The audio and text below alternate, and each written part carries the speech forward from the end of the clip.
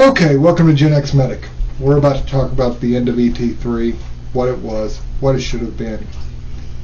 And we're going to talk about the usual suspects who have one solution for everything, because, well, as usual, if that's your theory, you're probably wrong. ET3 is a program that was designed to divert non-critical patients from emergency rooms. It's not what it needed to be, but that's what they were able to come up with. EMS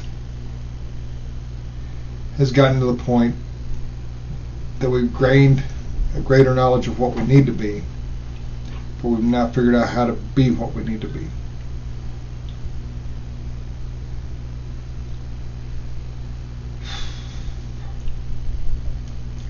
We can no longer continue to just take everybody to the ER willy-nilly. We know that. We also can't keep doing these things that don't work. We know that. But when you design a program around the sickest group of people you take care of, with the purpose of diverting them from the hospital, you're already on the wrong track. You really are. The elderly patients, the people that are covered by CMS, are not good candidates for diversion. Or at least they're the least likely to be a good candidate. Why? Turns out the elderly get sicker than more normal people. A lot of times they'll wait longer than everybody else because, well, you know, it's what the elderly do. They don't want to be a bother. They don't want to be the problem. And they're the ones that are apologizing for calling you because they're sick. These are not good candidates for this.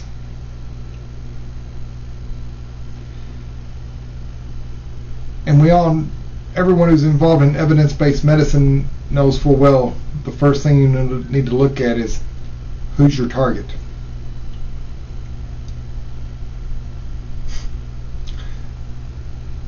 So let's talk about our target.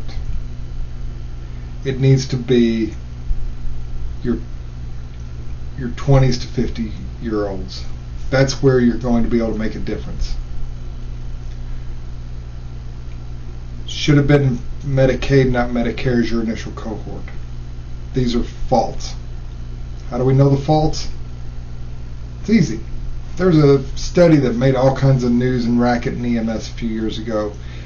This graduate student found out the most amazing thing, that if you were transported with a basic life support code, you were more likely to live than if you were transported with an advanced life support code.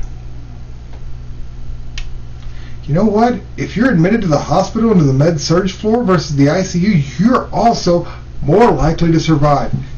You know, if I get on scene and if I'm putting a tube down your throat to breathe for you, I'm hanging pressors, I'm hanging antiarrhythmics, if I'm doing all these things, you're getting a higher billing code. Turns out if I'm doing all those things, you're also actively dying. That's the point.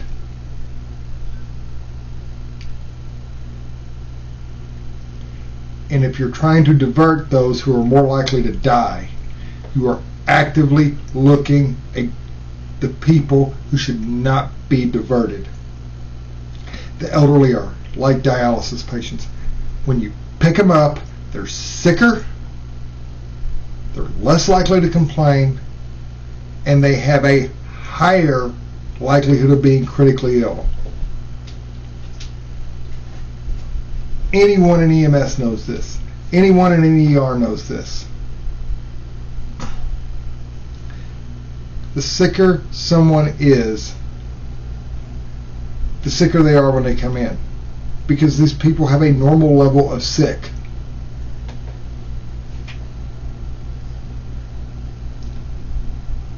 But this program was designed to divert those patients, not the person who calls with a toothache. That's who needs to be diverted. The person who has a normal respiratory infection, they need to be diverted. The patient who has seasonal allergies needs to be diverted. The patient who needs a medication refill. These are the patients we need to be diverting, but we're not diverting those. We're trying to divert the wrong patients. And when your cohort's wrong, everything else is going to fail. Everything. So now we've got this idea, great idea. Let's start diverting patients that don't need to be going to the ER. They need to be far away from an ER. And we designed it to fail, and now this idea will likely not be revisited. It will not be reevaluated. It's just going to be thrown away, in the dustbin of EMS history. Ideas that needed to die, like, I don't know, mass trousers, rotating tourniquets, stroke ambulances, all these things that aren't going to create a hill of beans difference.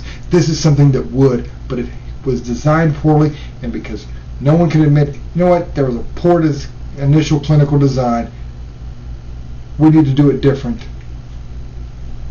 We lose everything.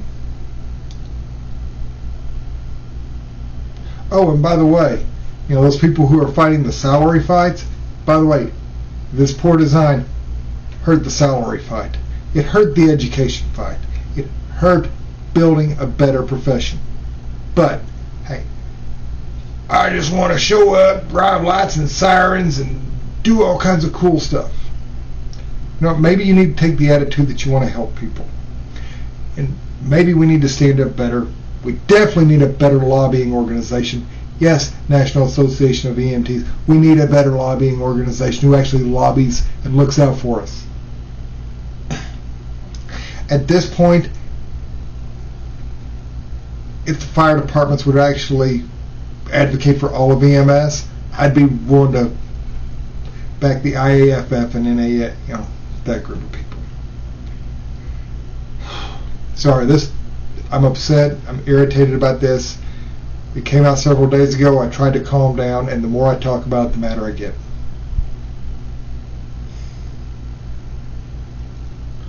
We are throwing away the good with the bad as usual.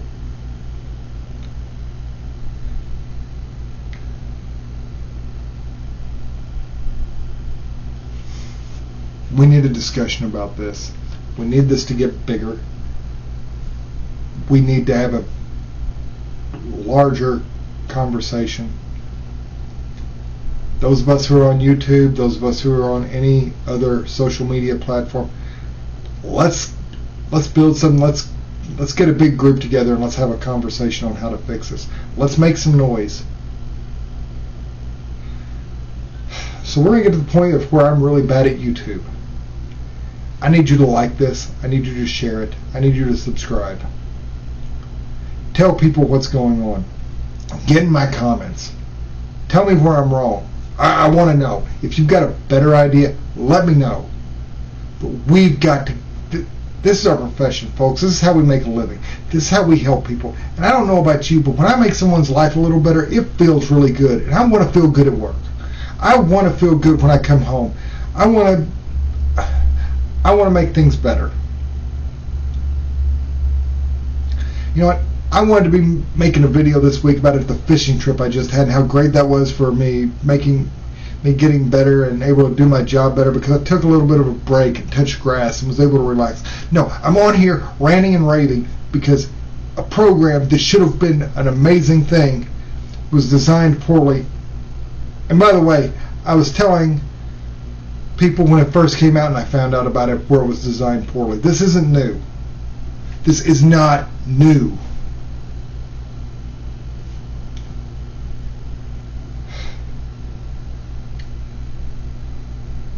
Folks, like, share, subscribe, comment on the YouTube page. Help me in the algorithm. But more importantly, let's educate some people. This is Gen X Medic signing off.